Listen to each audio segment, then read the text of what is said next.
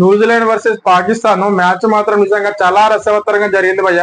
పాకిస్తాన్ లో మాత్రం పీకి పడేసారు న్యూజిలాండ్ వాళ్ళు ఒక్కొక్క బౌండరీ ఒక సిక్సర్ కొడుతుంటే మాత్రం నాకు మాత్రం చాలా హ్యాపీగా ఉంది భయ్య. ప్రతి ఒక్క భారతీయుడు కూడా చాలా హ్యాపీగా ఫీల్ అవుతారు, మీరు కూడా హ్యాపీగా ఫీల్ అయ్యి ఉంటారు. ఒకవేళ హ్యాపీగా ఫీల్ అయితే కింద కామెంట్స్ లో కామెంట్ చేయండి.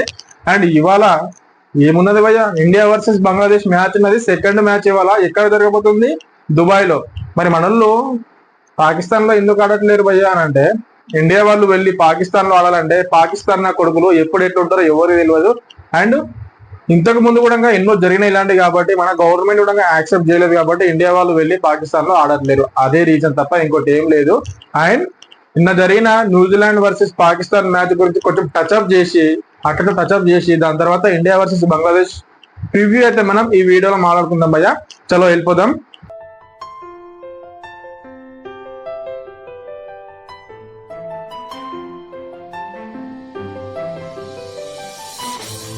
హాయ్, హలో, నమస్తే, welcome back to Kiran Kumar blogger. First New Zealand versus Pakistan. First అయితే పాకిస్తాన్ టాస్ అయితే విన్ అయింది భయ్య. టాస్ విన్ అయ్యి మరి ఏం తీసుకోవాలంటే బౌలింగ్ తీసుకున్నారు. న్యూజిలాండ్ వాళ్ళు బ్యాటింగ్ వచ్చి వాళ్ళు టోటల్ గా 320 రన్స్ వేసి 5 వికెట్స్ కోల్పోయి 321 రన్స్ అయితే వాళ్ళకి చేసింగ్ అయితే ఇచ్చారు పాకిస్తాన్ వాళ్ళకి. మరి మనం ఇక్కడ పాయింట్ వైజ్ గా క్లియర్ గా అయితే ఎక్స్ప్లెయిన్ చేసుకుందాం. Best batting performance, best bowling performance, best catch of the match, ఇదైతే హైలైట్ భయ్య. Best catch of the match కాదు, best catch of the championship trophy. అట్లా అసలు క్యాచ్ పట్టిండు, ఎవరు పట్టిండ్రు? Glenn Phillips. దాని గురించి కూడా మాట్లాడుకుందాం. అండ్ బెస్ట్ బౌలింగ్ పర్ఫార్మెన్స్, ఇలాంటివన్నీ క్లారిటీగా మాట్లాడుకుందాం. ఫస్ట్ మనం బెస్ట్ బ్యాటింగ్ పర్ఫార్మెన్స్ కనుక చూసుకుంటే న్యూజిలాండ్ నుంచి ఎంతమంది ఉన్నారంటే, Tom Latham, will young double సెంచరీలు చేసారు. అంటే ఇద్దరు కలిసి సెంచరీలు చేసారు. ఎలాంటి సిచ్యువేషన్ లో చేసారంటే వాళ్ళు ఫస్ట్ అయితే Devon Conway and Daryl Mitchell and Kane Williamson వీళ్ళు ముగ్గురు తొందరపడి అవుట్ అయిపోయారు భయ్య. వీళ్ళు తొందరగా అవుట్ అయిపోయిన తర్వాత వాళ్ళ 10 overs కి జస్ట్ 40+ రన్స్ ఉన్నాయి అంతే. అప్పుడు 3 వికెట్స్ కోల్పోయారు. మరి ఆ సిచ్యువేషన్ లో వచ్చిన Tom Latham, will young starting నుంచి ఉన్నాడు. ఇలాంటి ప్లేయర్స్ నిజంగా ఆ సిచ్యువేషన్ లో సెంచరీలు చేసిరంటే నిజంగా చాలా హ్యాట్స్ ఆఫ్. నిజంగా గ్రేట్, చాలా మంచిగా ఆడారు. పాకిస్తాన్ వాళ్ళని అయితే పీకి పడేసారు, అట్లా కొట్టిర్రు. ఒకనొక సిచ్యువేషన్ లో ఫ్లాట్ బ్యాటింగ్ వికెట్ కదా భయ్య, మరి 200 కాదు 300 కొట్టినా తక్కువ కదా అని అనుకున్నాం. ఫ్లాట్ బ్యాటింగ్ వికెటే, కానీ ఆ సిచ్యువేషన్ లో 200 కూడా కొట్టరేమో అనుకున్నాం. కానీ 300 కాదు 320 రన్స్ కొట్టిరంటే నిజంగా ఎంత మంచిగా ఆడారు న్యూజిలాండ్ వాళ్ళు. ఎప్పుడైనా ఒకటి చెప్తా, ఫ్లాట్ బ్యాటింగ్ వికెట్ అయినా కానీ మనం 1s and 2s మీద కాన్సన్ట్రేట్ చేసి అవి కూడా చేస్తేనే స్కోర్ అనేది ముందుకెళ్తుంది తప్ప ఫ్లాట్ బ్యాటింగ్ వికెట్ కదా నేను 4లే కొడతా 6లే కొడతా అంటే కాదు మ్యాటర్. అక్కడ best batting performance from New Zealand వచ్చేసి Tom Latham and Will Young. And ఇంకొక ఇన్నింగ్స్ ఉన్నది, మెరిపోయి ఇన్నింగ్స్ అంటారు కానీ ఎవరు? Glenn Phillips. ఏమైనా ఆడిరా భయ్య, నిజంగా హాఫ్ సెంచరీ కొట్టిండు. జబర్దస్త్ మెరుపు ఇన్నింగ్స్ అయితే ఆడిండు. మంచి 150+ స్ట్రైక్ రేట్ తో ఆడిండు. మరి దాని తర్వాత best bowling performance from Pakistan 320 runs కొట్టేరేళ్ళు. మరి ఇక్కడ బెస్ట్ బౌలింగ్ పర్ఫార్మెన్స్ ఏమన్నా ఉంటుందా అంటే ఏం లేదు. ప్రతి ఒక్క బౌలర్ కూడా ఆల్మోస్ట్ 6+ రన్స్ ఇచ్చిండు పర్ ఓవర్ కి. చూసుకోండి, ఇంకా ఎవరిని బెస్ట్ ప్లేయర్ అందాం, ఎవరిని బెస్ట్ బౌలర్ అందాం చెప్పండి? ఎవరు లేరు అక్కడ. నజీం షా 2 వికెట్లు తీసిండు అంతే. అండ్ ముందు షాహిన్ అఫ్రిది కూడా అంత ఏం లేదు పర్ఫార్మెన్స్.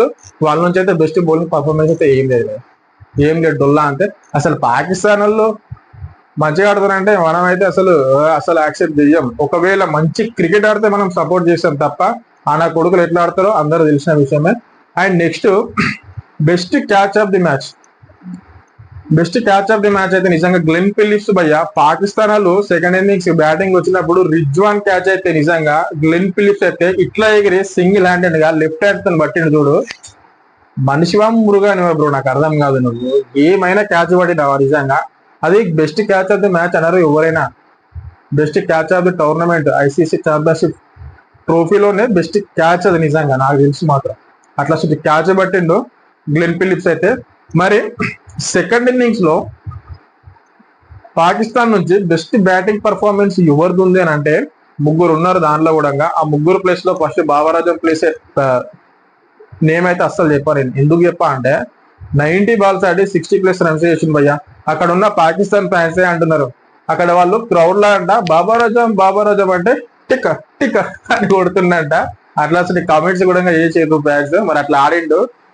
ఓడి అనుకుంటా, టెస్ట్ అనుకుంటా బాబర్ ఆజం. మరి మనకే తెలియదు మరి టీం అంటే కొంచెం పార్ట్నర్షిప్ బిల్డ్ చేద్దాం అనుకున్నా, మరి ఏం చేద్దాం అనుకున్నా మరి మనకే తెలియదు. కానీ 90 బాల్స్ ఆడి 60+ రన్స్ చేసి అవుట్ అయిపోయిండు. కానీ దాని తర్వాత వచ్చిన ఫైర్ ఇన్నింగ్స్ ఆగా సల్మాన్ అయితే ఈవెన్ 27 బాల్స్ లోనే 47-48 రన్స్ అయితే చేసిండు. అదైతే ఫైరీ నాకు ఫ్రమ్ ఆగా సల్మాన్ అయితే ఫైరీ నాకైతే ఆడిండు. అక్కడ కొంచెం పాకిస్తాన్ కి ఓప్స్ ఉండే గెలుస్తుండొచ్చు అని చెప్పేసి. కానీ దాని తర్వాత అవుట్ అయిపోయిన తర్వాత మళ్ళీ కుష్దిల్ షా వచ్చిండు. కుష్దిల్ షా కూడా 69 రన్స్ చేసిండు భయ్య. పర్లేదు 150+ స్ట్రైక్ రేట్ తో మంచిగానే ఆడిండు.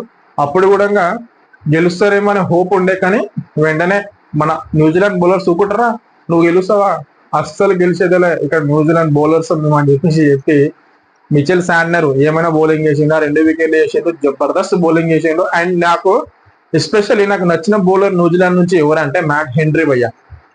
జస్ట్ 3+ రన్స్ ఇచ్చిండు పర్ ఓవర్ కి, అంతే. ఆల్మోస్ట్ 7+ ఓవర్స్ అయితే చేసిండు. 28 రన్స్ ఏమి ఇచ్చిండు అంతే. ఒక వికెట్ కూడా తీసిండు. జబర్దస్త్ బౌలింగ్ చేసిండు. అండ్ మిచెల్ శాంట్నర్ కూడా మంచి బౌలింగ్ చేసిండు భయ్య. అండ్ ఇంకోలు మిచెల్ బ్రేస్వెల్ కూడా జబర్దస్త్ బౌలింగ్ చేసి 10 ఓవర్స్ చేసి ఆల్మోస్ట్ 38 రన్స్ ఏమో ఇచ్చిండు అంతే. వీళ్ళైతే బెస్ట్ బౌలర్స్ భయ్య ఫ్రమ్ న్యూజిలాండ్ నుంచి. అండ్ పాకిస్తాన్ నుంచి వీళ్ళు మీకైతే క్లారిటీగా అర్థమైంది అనుకుంటా. ఇన్నింగ్స్ అయితే ఇంతే. పాకిస్తాన్ అయితే 260 రన్స్ వేసి వాళ్ళు ఆల్అౌట్ అయిపోయారు. ఆల్మోస్ట్ 60+ రన్స్ తో అయితే న్యూజిలాండ్ వాళ్ళు విన్ అయ్యారు భయ్య. సరే, ఈ మ్యాచ్ గురించి పక్కన పెట్టేసి మనం మెయిన్లీ ఎవరి గురించి మాట్లాడాలి, ఇండియా వర్సెస్ బంగ్లాదేశ్. ఇవాళ మ్యాచ్ అయితే జరగబోతుంది 2:30కి. మరి ఇండియా వర్సెస్ బంగ్లాదేశ్ మరి ఎవరికి గెలిచే ఛాన్స్ హైలీ ఉంది, ఎక్కువ ఉన్నది. మరి పిచ్ ఎక్కడ, మరి పిచ్ కండిషన్స్ ఏంటి, మరి బౌలర్ కి మంచిగా ఉంటుందా, బ్యాటర్స్ కి మంచిగా ఉంటుందా, దాని గురించి మాట్లాడుకుందాం. మీ నుంచి నాకు ఒక సపోర్ట్ కావాలి భయ్య, ఒక్కటే. ఎందుకంటే ఇన్ని చేస్తున్నాం మేము. అండ్ నెక్స్ట్ IPL వీడియోస్ కూడా మన ఛానల్లో వస్తాయి. ప్రతి ఒక్క స్పోర్ట్స్ అప్డేట్స్, క్రికెట్ అప్డేట్స్ ఖచ్చితంగా నా వీడియోలో వస్తాయి. కాబట్టి మీ నుంచి నాకు జస్ట్ కింద ఉన్న సబ్స్క్రైబ్ బటన్ ని సబ్స్క్రైబ్ చేసుకొని పెట్టుకోండి. బెల్ ఐకాన్ ని కూడా క్లిక్ చేసుకొని పెట్టుకోండి. ఎందుకంటే వెంటనే నేను వీడియో చేయగానే మీ దాకా వస్తుంది, మీరు చూస్తారు కాబట్టి. అండ్ లైక్ అయితే కంపల్సరీ, ఎందుకంటే కొత్త వాళ్ళకు కూడా వెళ్తుంది. వాళ్ళకు వెళ్తున్నాక ఒకవేళ వాళ్ళు సబ్స్క్రైబ్ చేసుకోకపోతే వాళ్ళు కూడా సబ్స్క్రైబ్ చేసుకుంటారు.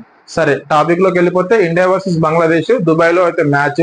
అక్కడ పిచ్ కండిషన్స్ ఏంటంటే భయ్య, నిజంగా పేసర్స్ కి, స్పిన్నర్స్ కి, ఆల్మోస్ట్ పేసర్స్ కి అయితే 54% అయితే అక్కడ అడ్వాంటేజ్ ఉంది. అండ్ స్పిన్నర్స్ కూడా 46% అడ్వాంటేజ్ ఉంది. మరి ఇండియన్ ప్లేయింగ్ 11 ఎట్లా ఉంటది అని అంటే, ఇండియన్ ప్లేయర్ 11 ఎట్లా ఉంటుంది అంటే, ఫస్ట్ అయితే పిచ్ అక్కడ యావరేజ్ స్కోర్ ఎంత అంటే 188 యావరేజ్ స్కోర్ అంతే. వన్ డేలో ఓన్లీ 188. 233 రన్స్ చేసినంటే that is scoring, that is the winning score. 233 runs Dubai లో. మరి అక్కడ ఆడిన ఇండియా ఆల్మోస్ట్ ఒక 6 ODIs అక్కడ ఆడితే లాస్ట్ 2023లో ఆసియా కప్ ఆడితే అక్కడ ఆల్మోస్ట్ 6 మ్యాచ్లో 5 మ్యాచ్లు విన్ అయింది, ఒక మ్యాచ్ టై అయింది. చూసుకోండి ఇండియా ఎట్లుందో. ఎవరైనా టాస్ గెలిచినాక అక్కడ చేజింగ్ తీసుకుంటారు భయ్య. ఫస్ట్ మరి ఇండియా ప్లేయింగ్ 11 అయితే ఒకసారి మనం చూసుకుంటే, రోహిత్ శర్మ, శుభ్మన్ గిల్, విరాట్ కోహ్లీ, తర్వాత శ్రేయస్ అయ్యర్, KL రాహుల్, హార్దిక్ పాండ్యా, అక్షర్ పటేల్, రవీంద్ర జడేజా, కుల్దీప్ యాదవ్, మొహమ్మద్ షమి, అర్షదీప్ సింగ్. ఈ ప్లేయింగ్ 11 అయితే నేను ఎక్స్పెక్ట్ చేస్తున్నా. మరి మీ ప్లేయింగ్ 11 ఏందో కింద కామెంట్ అయితే చేయండి. ఫోన్ అయితే రీప్లేస్మెంట్ చేయాలి. నాకు తెలిసి ఒకవేళ ఇంకా పేసర్స్ ఎక్కువ తీసుకోవాలనుకుంటే కుల్దీప్ యాదవ్ ప్లేస్ లో హర్షిత్ రాణా అయితే తీసుకుంటారు భయ్య. ఇదైతే ఇండియా ప్లేయింగ్ 11. అండ్ బంగ్లాదేశ్ తెలుసు కదా, ఆల్మోస్ట్ వాళ్ళే ఉంటారు, ఇంకా ఎవరు ఉండరు. మరి ఓవరాల్ గా చూసుకుంటే మనల్ని కొట్టేవాళ్ళు, మనల్ని ఢీ కొట్టేవాడు ఎవ్వడు లేడు. బంగ్లాదేశ్ ఏంది భయ్య, పిల్లబచ్చ కంట్రీ అది బంగ్లాదేశ్. వాళ్ళు మన మీద గెలవడం ఏంది, అస్సలు గెలిచేదేలే. అండ్ రోహిత్ శర్మ, విరాట్ కోహ్లీ ఫామ్ లో ఉన్నప్పుడు బంగ్లాదేశ్ మన మీద గెలవడం ఏంది భయ్య, అసలు ఇండియాకు ఛాన్స్ కాదు. 100% ఇండియాకే ఛాన్స్ ఉంది ఈ మ్యాచ్ గెలవడానికి. అండ్ నెక్స్ట్ వచ్చే మ్యాచ్ February 23కి India versus Pakistan. India cricket ఆడితే పాకిస్తాన్ తోనే ఆడాలి అన్నట్టుగా ఆ మ్యాచ్ మాత్రం జబర్దస్త్ ఉంటుంది. మన ప్రివ్యూ రివ్యూ కూడా హైలైట్ ఉంటుంది. మీరు సబ్స్క్రైబ్ చేసుకొని పెట్టుకోండి అంతే, సరేనా? మళ్ళీ మనం నెక్స్ట్ వీడియోలో కలుద్దాం. అప్పటి వరకు థ్యాంక్ యూ.